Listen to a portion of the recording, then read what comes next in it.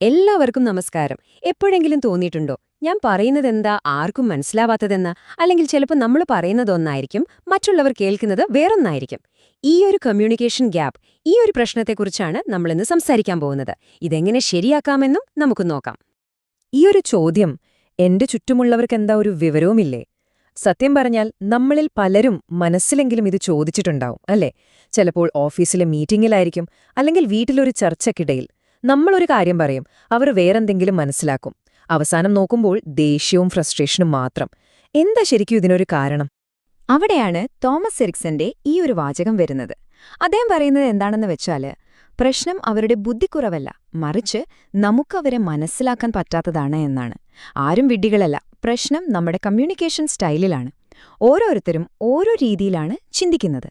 അത്രയുള്ളൂ കാര്യം. അപ്പോൾ ഈ ഒരു കൺഫ്യൂഷൻ എങ്ങനെ മാറ്റാം? നമുക്ക് ഈ കാര്യങ്ങൾ ഒന്ന് സ്റ്റെപ്പ് ബൈ സ്റ്റെപ്പായിട്ട് നോക്കാം. എന്തുകൊണ്ടാണ് ഈ പ്രശ്നം വരുന്നത്? എന്താണ് ഈ പറയുന്ന 4 കളർ കോഡ്? പിന്നെ എങ്ങനെയാണ് വ്യക്തിത്വങ്ങൾ തമ്മിൽ ക്ലാഷ് ആവുന്നത്? അവരുടെ ഭാഷയിൽ എങ്ങനെ സംസാരിക്കാം? അവസാനം ഈ അറിവിനെ നമ്മുടെ ഒരു സൂപ്പർ പവറാക്കി എങ്ങനെ മാറ്റാമെന്നും കാണാം. അപ്പോ നമുക്ക് ആദ്യം തന്നെ തുടങ്ങാം.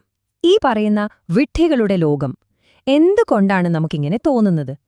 ഈ ഒരു ഫ്രസ്ട്രേഷന്റെ കാരണം എന്താണ്? അതിന്റെ ഏറ്റവും വലിയ കാരണം എന്താണെന്നറിയോ? നമ്മളെല്ലാവരും ചിന്തിക്കുന്നത്, ഞാൻ ചിന്തിക്കുന്നത് പോലെ മറ്റുള്ളവരും ചിന്തിക്കണം, ഞാൻ ചെയ്യുന്നത് പോലെ ചെയ്യണം എന്നാണ്. പക്ഷെ അങ്ങനെയല്ലല്ലോ. ഓരോരുത്തർക്കും അവരവരുടേതായ ഒരു ഓപ്പറേറ്റിംഗ് സിസ്റ്റമുണ്ട്. നമ്മളത് തിരിച്ചറിയുന്നില്ല. അതാണ് പ്രശ്നം. നമ്മൾ അവരെ പ്രശ്നക്കാരെന്ന് വിളിക്കുന്നു. അപ്പോ ഈ ഓരോരുത്തരുടെ ഓപ്പറേറ്റിംഗ് സിസ്റ്റം മനസ്സിലാക്കാൻ വല്ല വഴിയുമുണ്ടോ? തീർച്ചയായുമുണ്ട്. അതിനൊരു മാപ്പ് പോലെ ഉപയോഗിക്കാവുന്ന ഈ 4 കളർ കോഡ്, അല്ലെങ്കിൽ 4 വർണ്ണക്കോഡ്.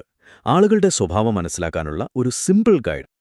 ഇവിടെ നോക്കൂ, 4 നിറങ്ങളാണുള്ളത്: ചുവപ്പ്, മഞ്ഞ, പച്ച, പിന്നെ നീല. ചുവപ്പ് നിറക്കാർ ഡ്രൈവേഴ്സാണ്, അവർക്ക് വേണ്ടത് റിസൾട്ടാണ്. മഞ്ഞക്കാർ ഇൻസ്പയറേഴ്സ്, അവർക്ക് കണക്ഷനാണ് പ്രധാനം.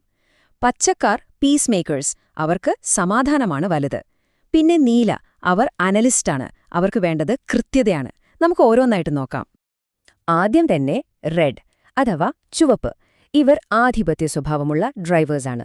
നിങ്ങളുടെ ടീമിലുണ്ടാവില്ലേ, വെറുതെ സംസാരിച്ചിരിക്കാതെ പണി നടക്കട്ടെ എന്ന് പറയുന്ന ഒരാള്? അത് തന്നെ, അതാണ് ഒരു ടിപ്പിക്കൽ റെഡ്. അവർക്ക് റിസൾട്ടാണ് ഏറ്റവും പ്രധാനം.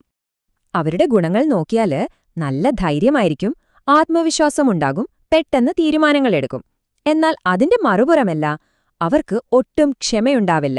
ചിലപ്പോൾ അഹങ്കാരികളായി തോന്നാം, എല്ലാം നിയന്ത്രിക്കാൻ നോക്കും. സ്റ്റീവ് ജോബ്സിനെ ഓർത്തു നോക്കൂ, അല്ലെങ്കിൽ ഷെഫ് ഗോർഡൻ റാംസയെ. അവർക്ക് വേഗതയും റിസൾട്ടുമാണ് പ്രധാനം. അതുകൊണ്ട് ചിലപ്പോൾ അവർ പരിക്കിനായി പെരുമാറുന്നു എന്ന് നമുക്ക് തോന്നാം. അടുത്തത് യെല്ലോ, പ്രചോദിപ്പിക്കുന്ന ശുഭാപ്തി വിശ്വാസികൾ.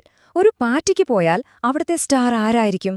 എപ്പോഴും ചിരിച്ചും കളിച്ചും സംസാരിച്ചും എല്ലാവർക്കും എനർജി കൊടുക്കുന്ന ഒരാൾ. അത് ഉറപ്പായും ഒരു യെല്ലോ ആയിരിക്കും. അവര് ഭയങ്കര ഉത്സാഹികളായിരിക്കും, ക്രിയേറ്റീവായിരിക്കും, നല്ല സോഷ്യൽ ബട്ടർഫ്ലൈസ് ആയിരിക്കും.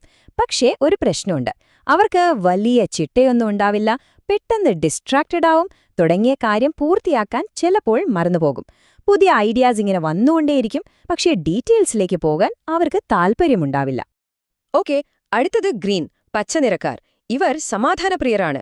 ഒരു ഗ്രൂപ്പിലെ ഏറ്റവും സ്റ്റേബിളായ, ഏറ്റവും വിശ്വസ്തനായ ആൾ, അതാണ് ഗ്രീൻ. ഒരു ടീമിന്റെ നട്ടെല്ല് എന്ന് തന്നെ പറയാം. ഇവരെ എപ്പോഴും ശാന്തരായിരിക്കും, നല്ല സപ്പോർട്ടീവായിരിക്കും, നമുക്കെപ്പോഴും ആശ്രയിക്കാൻ പറ്റും. പക്ഷെ അവർക്ക് വഴക്ക് തീരെ ഇഷ്ടമല്ല. കോൺഫ്ലിക്റ്റ് എങ്ങനെയെങ്കിലും ഒഴിവാക്കാൻ നോക്കും. അതുകൊണ്ട് തന്നെ മാറ്റങ്ങളോട് അവർക്ക് വലിയ താൽപ്പര്യമുണ്ടാവില്ല. പെട്ടെന്നൊരു തീരുമാനമെടുക്കാൻ പറഞ്ഞാൽ അവർക്ക് വലിയ പ്രഷറായിരിക്കും. അവർക്ക് വേണ്ടത് സമാധാനവും സ്ഥിരതയുമാണ്. അവസാനമായി ബ്ലൂ, നീല നിറക്കാർ. കൃത്യതയുടെ ആൾരൂപം.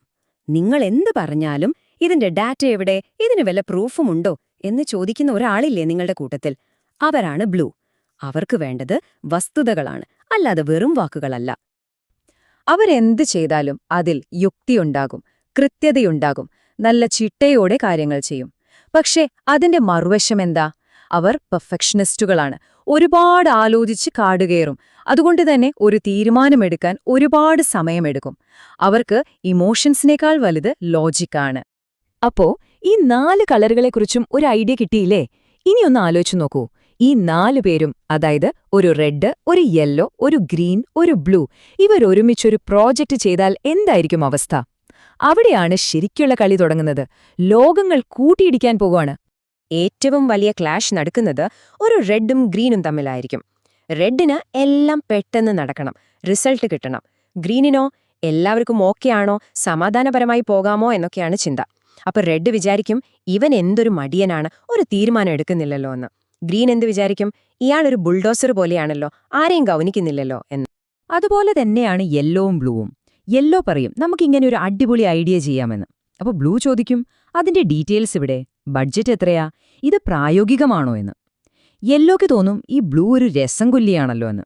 ബ്ലൂവിന് തോന്നും ഈ യെല്ലോ വെറുതെ വാചകമടിക്കുകയുള്ളൂ, ഒരു കാര്യവുമില്ലെന്ന്. അപ്പോ ഈ ക്ലാഷുകളൊക്കെ ഇങ്ങനെ നടന്നാ മതിയോ? പോരാ. ഇത് ഒഴിവാക്കാനൊരു വഴിയുണ്ട്. അത് വളരെ സിമ്പിളാണ്. അവരുടെ ഭാഷയിൽ സംസാരിക്കാൻ പഠിക്കുക. അതെങ്ങനെയാണെന്ന് നമുക്ക് നോക്കാം.